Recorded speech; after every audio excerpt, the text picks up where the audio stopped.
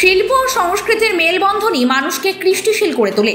গত 28 এপ্রিল কলকাতার তপন থিয়েটারে অনুষ্ঠিত হল কৌমারী সঙ্গীতালয় পরিচালিত কিছু গান নামক অনুষ্ঠান এবং রবির কিরণে রবি নামক একটি অপূর্ব নৃত্য উপস্থাপনা, যেটির মূল উপস্থাপনায় ছিল সরোজিনী সঙ্গীত একাডেমি। মূল পরিচালনায় বিশিষ্ট ওড়িশি নৃত্যশিল্পী সোমা গুহ। রবি ঠাকুরের সাথে পণ্ডিত রবি শঙ্করের যুগলবন্দি ফুটে উঠল এই গোটা নৃত্য উপস্থাপনা জুড়ে, যা ছিল মনোমুগ্ধকর এবং হৃদয়স্পর্শী। বিশেষ অতিথি হিসেবে উপস্থিত ছিলেন বাচিক শিল্পী অজয় কুমার বসু, ভাষ্যকার দেবাশিস বসু সহ বহু গুণীজন ব্যক্তিরা।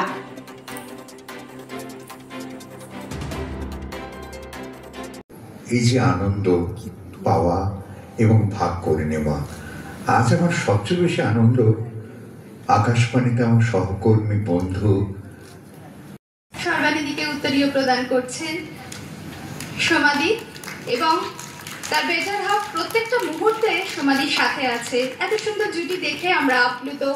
ওদের জুটি এভাবেই আগের দিনে পরের দিনে এগিয়ে চলুক। দেখুন, আমি শিল্পী হিসেবে বলবো আমার সবসময় একটা অসন্তুষ্টি থেকে যায়, কারণ আমি সবসময় কোনো সময় মনে করি না যে আমি খুব ঠিক করেছি। আমার মনে হয় যে আরো আরো আরো ভালো করতে হতো। সেই দিক থেকে আমি কখনোই স্যাটিসফাইড নই। তবে হ্যাঁ, যদি অডিয়েন্স কিছুটা ভালো লেগে থাকে সেটা আমার কাছে বিশাল পাওয়া, বিশাল প্রাপ্তি এবং ঈশ্বরের আশীর্বাদ যে আমি খুব এটা নিয়ে খুব লড়াই করেছি দীর্ঘ কদিন ধরে, বেশ 1 মাস 2 মাস ধরে, কারণ আমি আদৌ করতে পারবো কিনা সেটা আমি শিওর ছিলাম না। কিন্তু আজকে দেখলাম যে ঈশ্বরের অনেক আশীর্বাদ, সবচেয়ে বড় আশীর্বাদ যেটা আমি ভাবতে পারিনি, যে এত বাধার পরে যে দেবাশিস এত বড় সেলিব্রিটি আমার পাশে চলে এসেছেন। আচ্ছা, ঋতুপ্রতাদের আসার কথা ছিল, উনি সময় আসতে পারেননি, কিন্তু বাদল সরকার, দেবাশিস দা, সন্দীপ পাইন্দা, সর্বাণী সেন এবং আমাদের দীপালি ব্যানার্জি, এনাদের সামনে তো পাবো, এনারা আসবেন, আমার বসে আমার প্রোগ্রামটা দেখবে। আমার এর থেকে কিচ্ছু বলার নেই। আমার সত্যি আমার ভাষা নেই, কিছু আমার বলার কিছু ভাষা নেই। আমি শুধু বলবো যে আপনারা সবাই মিলে আমাকে শুভেচ্ছা জানান, আশীর্বাদ করুন যেন আমি ভবিষ্যতে আর ভালো কাজ করতে পারি। সেটা পরে বলতে পারবো। কিন্তু ওদের আরো তৈরি হতে হবে। ছোটদের তো ভীষণ ভাবে করতে হবে, আর বড়রা যারা ছিল ওরাও করতে হবে সিরিয়াসলি, আর করলে আরো দূরে এগিয়ে যাবে সবাই। সবচেয়ে বড় কথা আমি যেটা বলবো, এখনকার প্রজন্মের মধ্যে একটা ঘাটতি আছে। তারা কোনো কিছু শিখতে চায় না। তাদের মধ্যে এত বড় একটা ইগো এসে যায় না, যে আমি সবকিছু জানি, আমি সব পারি। এবং আমরা যেটা জানতাম যে গুরু মানে গুরু যদি ঝাঁটালাতি মেরে বার করে দেয়, তারপরে কি আমরা গুরু চরণে গিয়ে বসবো যে গুরু শেখাবে, কেন বাবা মার পরে গুরু স্থান।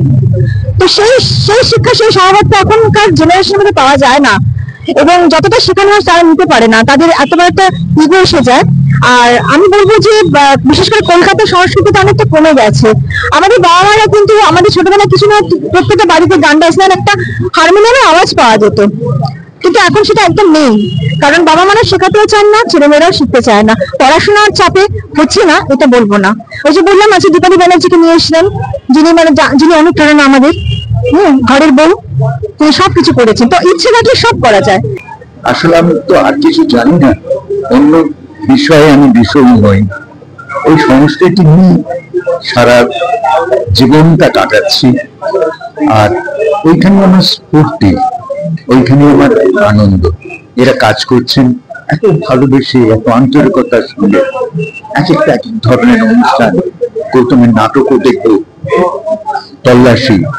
তাই মাঝে মাঝে নিজের তত্ত্ব তল্লাশ করতে গিয়ে দেখি আনন্দ আর আনন্দ, এই দরজা বন্ধ আছে।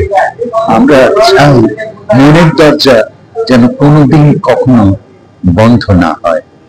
আর একটা কথাই বলি, এখনো হয়নি এত বড়, মাটিতে পড়ে না পা, কৃতজ্ঞতায় জড়সড়, দিলে পড়ে শিরোপা।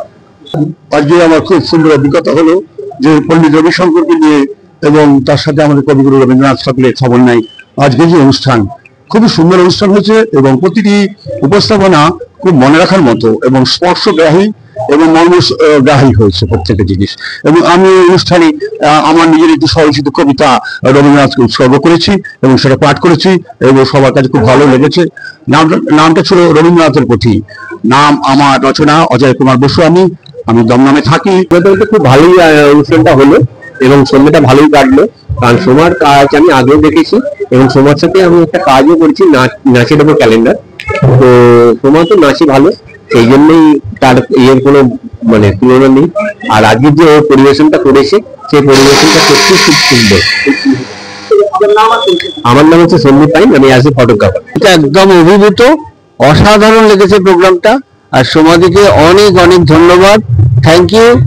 আর সুমন্ত দার অসাধারণ সাহায্য না থাকলে এটা সম্ভব হতো না। সন্দীপ দাও আছেন, আরো আরো আরো সহশিল্পীরা আছেন। অসাধারণ লেগেছে প্রোগ্রামটা, অনুষ্ঠানটা। হ্যাঁ, সমস্ত গুণীজন মানুষদের সবাই এসেছিলেন, আছেনও হয়তো। আমার তো অসাধারণ লেগেছে, থ্যাংক ইউ। নৃত্য পরিবেশনাটা দারুণ লেগেছে, আমি অভিভূত। আর এমন একটা কল্পনা করে যেটা নাট্যরূপ দিয়েছেন, নৃত্যরূপ দিয়েছেন, সেটা সচরাচর আমি তো শুনিনি কেউ ভেবেছেন বলে। রবীন্দ্রনাথ আর রবিশঙ্করকে একসাথে বাঁধা এই পরিকল্পনাটা অসাধারণ, দারুণ। সোমা গুহকে অন্তত এই জন্য অনেক অনেক ধন্যবাদ। আলাউদ্দিন খায়ের কিছু আমরা শব্দ, ওনার সঙ্গীতও শুনতে পেলাম, রবিশঙ্করের কিছু বাজনা শুনতে পেলাম, যেটা আমরা সচরাচর জীবনে শুনি না, নানা কাজের চাপে ডুবে ভুলে যাই। এই জন্য অনেক ধন্যবাদ এগুলো আমাদের সামনে উপস্থাপনা করার জন্য।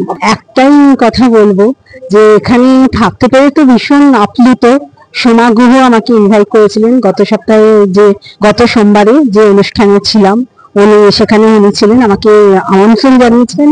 তার জন্য আমি ধন্য, এখানে আসতে পেরে গর্বিত। আর রবির আলোয় আলোকিত আর এক রবি, মানে আমরা বলি এক আকাশে দুটো রবি থাকতে পারে না, কিন্তু এখানে কিন্তু এক আকাশে দুটো রবির অবস্থান ঘটলো। আর এই অবস্থান কিন্তু সম্ভব হয়েছে সোমা গুহর জন্য। তার জন্য অজস্র অজস্র ধন্যবাদ। ভালো লেগেছে কনসেপ্টটা, যে শুধু আমরা কবিগুরু রবীন্দ্রনাথ ঠাকুরকে সবসময় বিভিন্ন গানে দেখি, কিন্তু আরেকজন মানে কবি, মানে যিনি আরেক রবিকে যখন তুলে ধরেছে, সত্যি একটা ভীষণ পার্টিসিপেট যে এত সুন্দরভাবে করেছে, যারা করেছে, আমাকে ভীষণ ভালো লেগেছে।